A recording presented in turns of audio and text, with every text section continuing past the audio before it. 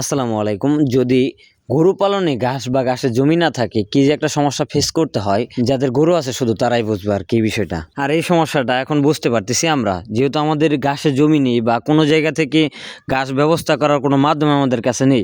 তো আমাদের গরু পালনে সর্বপ্রথমে আমরা খেরের উপর নির্ভরশীল, যেহেতু আমাদের কাছে ঘাসের জমি বা ঘাস নেই।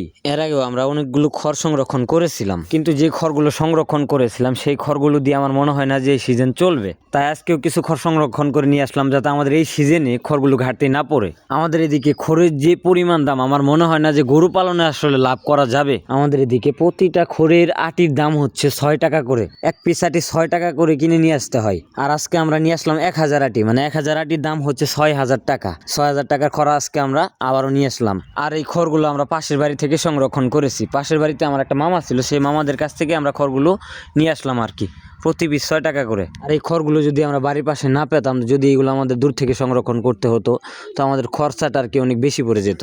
দেখা গেছে যে এই আটিগুলো যদি আমরা দূর থেকে নিয়ে আসতাম, তো 1000 আটি নিয়ে আসতাম, আমাদের মনে হয় যে 1500 টাকার মতো গাড়ি ভাড়াই খরচা হয়ে যেত আর কি। তো আটিগুলো নিয়ে আসার পর আটিগুলো খুলে ভালোভাবে ঝাড়কায় আটির ভিতরে যে ময়লাগুলো থাকে, আটির গোড়াতে যে ময়লাগুলো থাকে, সেই ময়লাগুলো আমরা পরিষ্কার করতেছি। আটির ভিতরে যে ময়লাগুলো থাকে, এই ময়লাগুলো থাকার কারণে গরু এই আটিগুলো কম খায় আর কি। তাই আটিগুলো আমরা ভালোভাবে পরিষ্কার করে এক জায়গায় সবগুলো পালা দিয়ে রাখবো আর কি। তো অতি দ্রুত আমাদের ঘাসের জমির ব্যবস্থা করতে হবে, গাছ লাগাতে হবে, না হয় এই খড় দিয়ে গরু পালন করা সম্ভব হবে না।